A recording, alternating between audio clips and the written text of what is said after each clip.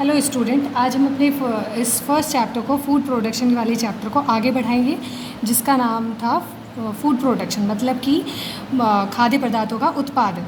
ठीक है, जो हम खाते हैं उनका कैसे प्रोडक्शन किया जाता है वो सारा प्रोसेस आप इसमें पढ़ेंगे।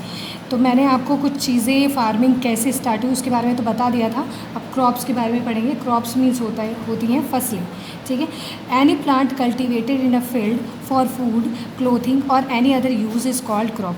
कोई सा भी प्लांट, ठीक है, जिसको उगाया जाता है किसी मैदान में, फील्ड में, ठीक है, चाहे वो फूड के लिए यूज़ हो, चाहे वो क्लोथिंग के लिए यूज़ हो, चाहे जैसे कि कॉटन होता है, ठीक है, कॉटन वगैरह का जो प्लांट उगाया जाता है वो क्लोथिंग में काम आता है, और एनी अदर यूजेस हो, ठीक है, जैसे टी लीव्स वगैरह होती हैं वो टी में काम आती हैं। तो कोई सा भी प्लांट अगर उगाया जाता है किसी फील्ड में उसे कहते हैं क्रॉप।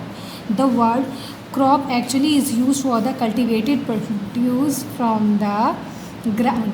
ठीक है, तो क्रॉप एक्चुअली में वर्ड ही यही है कि कल्टिवेटेड प्रोड्यूस। ठीक है, कोई चीज़ उगाने के बाद जो उत्पादन किया जाता है किसी ग्राउंड से, उसी को कहते हैं क्रॉप्स।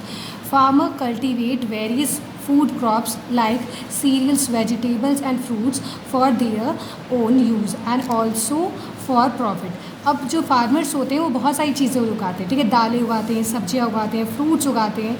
ये कभी कभी वो, अगर उनके पास छोटा लैंड है, छोटा फील्ड है, तो वो अपने यूज़ के लिए उगाते हैं, और अगर उनके पास बड़ा लैंड है तो वो अपने प्रॉफिट के लिए भी, ठीक है, उसे मार्केट में सेल करते हैं, बेचते हैं और प्रॉफिट भी उससे कमाते हैं। ठीक है, कौन? फार्मर्स। कौन करते हैं? फार्मर्स करते हैं। Based on the types of products obtained, we can classify the crops as a cereals, pulses, oil seeds crops, ठीक है, root crops, fiber crops, sugar crops, plantation crops, so on.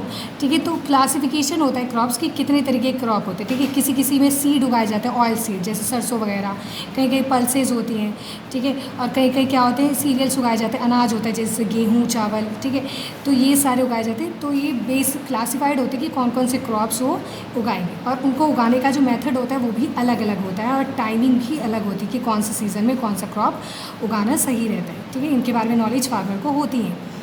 The given table list some of the common crops plants. ठीक है, ये जो आपको table दिया हुआ है कुछ कॉमन एग्जांपल्स हैं सीरियल्स के, व्हीट, राइस, ठीक है, पल्सेस के हैं, ऑयल सीड क्रॉप्स के हैं, ट्यूबर क्रॉप्स के हैं, रूट क्रॉप्स के हैं, फाइबर के हैं, शुगर के हैं, प्लांटेशन के हैं। तो ये सारे आपके एग्जाम्पल हैं कि किस क्रॉप में कौन सी चीज़ उगाई जाती है। ठीक है, इसको आपको अपनी नोटबुक में लिखना है, ठीक है, और इसको ध्यान में रखना है क्योंकि हो सकता है कि आपके एग्ज़ाम में यहाँ से कुछ क्वेश्चंस बन जाए। अब हमारा आगे हॉर्टिकल्चर, कल्चरल क्रॉप्स। ठीक है, हॉर्टिकल्चरल क्रॉप्स कौन से होते हैं? Horticulture crops is a branch of agriculture that deals with the production of vegetable, fruits, flowers and decorative plants. ठीक है, ये हॉर्टिकल्चरल क्रॉप्स वो कल्चरल होते हैं, क्रॉप्स होते हैं, ठीक है, इसके अंदर ये वो ब्रांच होते हैं जो किस प्रोडक्शन पे ज़्यादा फोकस करते हैं, या तो वेजिटेबल में, फ्रूट्स में, फ्लावर्स में, और डेकोरेटिव प्लांट्स कुछ होते हैं, ठीक है, उनके प्रोडक्शन में ये ज़्यादा ध्यान देते हैं। ठीक है, इन्हें कहते हैं horticulture crops which deals with production of vegetable, fruits, flowers, decorative plants. ठीक है, सब कॉमन हॉर्टिकल्चर क्रॉप्स आपको दिए हुआ है। ठीक है, इधर एक एग्जांपल्स दिए, वेजिटेबल्स में कौन सा, फ्रूट्स में कौन कौन से, फ्लावर्स, डेकोरेटिव प्लांट्स में कौन से। ठीक है, अब इसके आगे हम बढ़ते हैं। हॉर्टिकल्चर के बारे में आपको समझ में आ गया कि हॉर्टिकल्चर क्रॉप्स में कौन से होते हैं। अब आगे हम पढ़ते हैं कि मैंने आपको जो असाइनमेंट सेंड किया था ना, उसमें अगर आपने देखा होगा पहले तो खरीफ और रबी क्रॉप्स के बारे में था, और कुछ क्वेश्चंस भी मैंने दिए होते, वही चीज़ यहाँ पे लिखी हुई है। Two main season for crop cultivation in India are the kharif and rabi. दो मेन सीज़न होते हैं क्रॉप्स को उगाने के लिए, एक को कहा जाता है खरीफ एंड दूसरे को कहा जाता है रबी। ठीक है, खरीफ क्रॉप्स कौन से होते हैं ये समझ लीजिए। Also referred to as autumn crops are generally planted in a month of June and harvested in the month of October. ठीक है, खरीफ फसल को, जो खरीफ फसलें होती हैं उसको किस महीने में उगाया जाता है? जून में उगाया जाता है, प्लांटेड किया जाता है, और हार्वेस्ट, कटाई किस महीने में हो जाती है? अक्टूबर मंथ तक आते आते इसकी कटाई हो जाती है। ठीक है, इसका मतलब कि ये तैयार हो जाते हैं, अक्टूबर मंथ तक ये बिल्कुल तैयार हो जाती है फसलें। एग्जाम्पल होते हैं, एग्जाम्पल जैसे राइस, ग्राउंडनट, कॉटन, ठीक है, ये सारे हमारे एग्जाम्पल्स होते हैं जो कि खरीफ फसल में उगाया जाता है। अब रबी क्रॉप्स में होते हैं also referred to a spring crops are generally planted in a month of November. ये कब प्लांट की जाते हैं रबी क्रॉप्स? नवंबर के मंथ में प्लांट किए जाते हैं and harvested in a month of April, ठीक है, और अप्रैल के मंथ तक ये तैयार हो जाते हैं, इनकी कटाई अप्रैल मंथ तक हो जाती है। The next year such crops do not depend on monsoon rains. Example of rabi crops include wheat, barley and peas, ठीक है। ये सारे क्रॉप्स क्या होते हैं, ये डिपेंड नहीं होते मानसून पे, ठीक है। इनको बहुत कम मात्रा में पानी की ज़रूरत होती है, इसलिए इनको ऐसे ही मंथ में उगाया जाता है जिस मंथ में बारिश नहीं होती, ठीक है।